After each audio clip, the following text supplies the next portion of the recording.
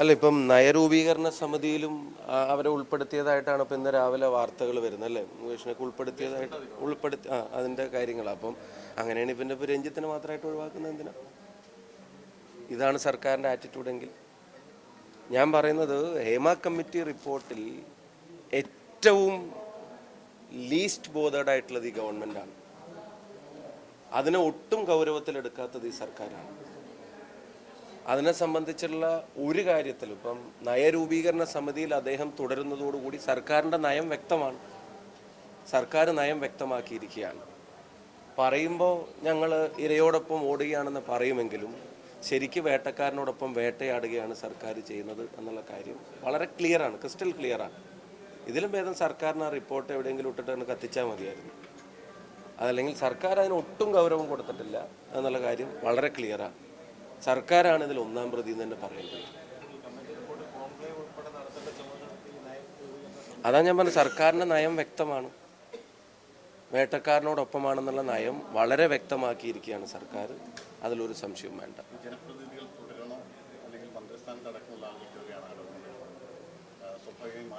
ഇതിലിപ്പം ഇവർ പറയുന്ന കാര്യങ്ങൾ, ഇപ്പം കുറ്റം ചെയ്താൽ നടപടി, അന്വേഷണം നടത്താതെ കുറ്റം ചെയ്താൽ നടപടി എന്ന് പറഞ്ഞിട്ട് എന്താ കാര്യം? മന്ത്രിയുടെയൊക്കെ പറച്ചിൽ കേട്ടാൽ ആദ്യം ഇവരൊക്കെ ഒഴിയുന്നതിന് മുമ്പ് ആദ്യം ഒഴിയുന്നത് ഇതിൻ്റെ ചുമതലയുള്ള മന്ത്രിയാണ്, സജി ചെറിയാൻ. അവരുടെയൊക്കെ പറച്ചിൽ കേട്ടാൽ ഇത് പിന്നെ സ്വമേധയാ അങ്ങ് തെളിഞ്ഞോളും, സർക്കാരിനൊരു ഉത്തരവാദിത്വം ഇല്ല, അന്വേഷണ സംവിധാനങ്ങൾക്കൊരു ഉത്തരവാദിത്വം ഇല്ല എന്നൊക്കെ പറഞ്ഞ് അത് പറഞ്ഞു ഒഴിയുകയാണ്. ഞാൻ എൻ്റെ ആദ്യത്തെ വാചകത്തിലെല്ലാം ഉണ്ടെന്നാണ് എൻ്റെ വിശ്വാസം. ആ സർക്കാർ നയം, വേട്ടക്കാരനോടൊപ്പം വേട്ടയാടുക എന്നുള്ള സർക്കാർ നയം സർക്കാർ വ്യക്തമാക്കിയിരിക്കുകയാണ്. ഈ കമ്മിറ്റി റിപ്പോർട്ടിനെ ഏറ്റവും ഗൗരവമില്ലാതെ കണ്ടത് കേരളത്തിലെ ഗവൺമെൻറ്റാണ്. അത് ഇത്രയും കാലം എടുത്ത സമയം തന്നെ നമുക്ക് ആലോചിച്ച് നോക്കിയാൽ മതിയല്ലോ. ഈ സ്ത്രീ സുരക്ഷാ പരസ്യത്തിന് വേണ്ടി ഇവർ ചെലവഴിച്ച പണം CPM പൊതുഖജനാവിലേക്ക് തിരിച്ചടക്കണം. ഒരു വശത്ത് പൊതുനികുതി എടുത്തിട്ട് ഇതിനൊക്കെ ചെലവഴിക്കുക, അതേസമയം സർക്കാർ സംവിധാനത്തിൽ ഇരുന്ന് ഇത് മൂടി വെക്കുക. പിന്നെ എന്തിനാ ജനങ്ങളുടെ പണം അതിൻ്റെ സുരക്ഷ എന്നൊക്കെ പറഞ്ഞിട്ട് ഇവർ ചെലവഴിക്കുന്നത്? ആ പണം CPM പിന്നെ പൊതുഖജനാവിലേക്ക് തിരിച്ചടക്കണം എന്നാണ് ഞങ്ങളുടെ അഭിപ്രായം.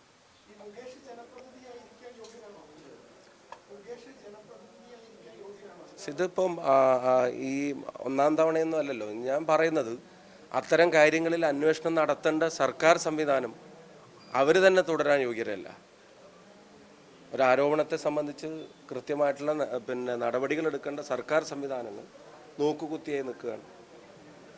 ഒരു കാര്യം കൂടെ സൂചിപ്പിക്കാനുണ്ട്.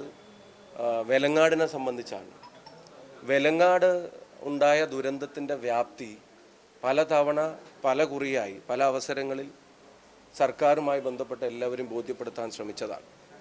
5 മന്ത്രിമാർ അവിടെ വന്നതാണ്. അതുപോലെ തന്നെ പിന്നെ പ്രതിപക്ഷ നേതാവ് അവിടെ വന്ന് മുഖ്യമന്ത്രിയെ നേരിട്ട് ആ കാര്യം ബോധ്യപ്പെടുത്തിയതാണ്. അപ്പോൾ അവർക്ക് കൃത്യമായിട്ടുള്ള ഇടപെടലുകൾ ഉണ്ടാവുമെന്നുള്ള ഉറപ്പും വാക്കും പലതവണ പറയപ്പെട്ടിട്ടുള്ളതാണ്.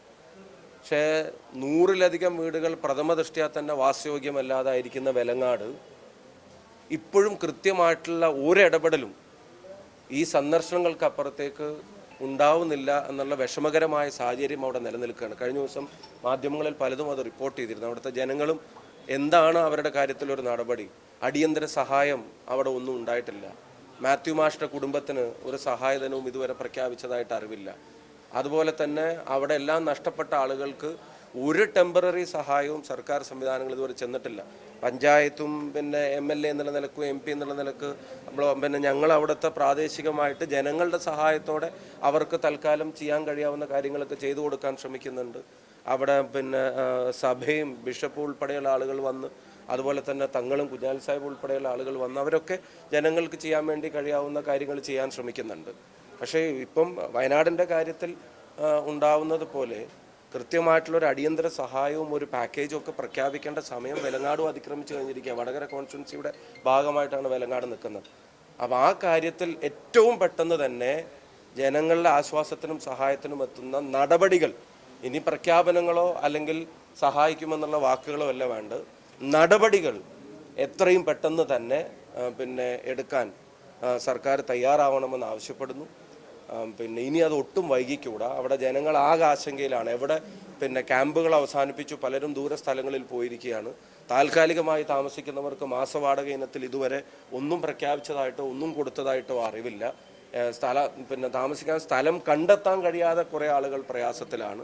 അപ്പോൾ അവിടെ അനുഭവപ്പെട്ട പല പ്രയാസങ്ങളും അതേപടി നിലനിൽക്കുകയാണ്.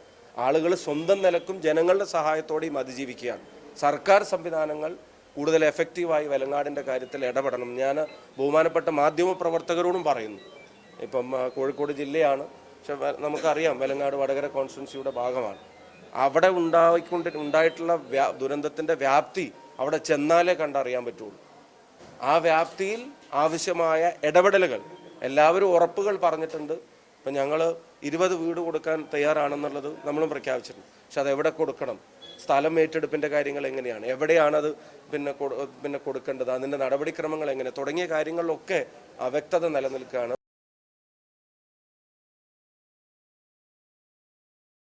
+2 കഴിഞ്ഞു, ഇനി എന്ത്? മാസം 1 ലക്ഷം രൂപ സ്റ്റൈഫൻഡോട് കൂടെ സൗജന്യമായി നഴ്സിംഗ് പഠിച്ചാലോ, അതും ജർമ്മനിയിൽ. +2 ഏത് ഗ്രൂപ്പ് പഠിച്ചവർക്കും ഇനി പഠിക്കാം, പറക്കാം. കൂടുതൽ വിവരങ്ങൾക്ക് യൂറോലീപ് immigration consultancy, German language institute, Kannur, Thrissur and Kollam. Phone 7356 958 784 9400 100 499.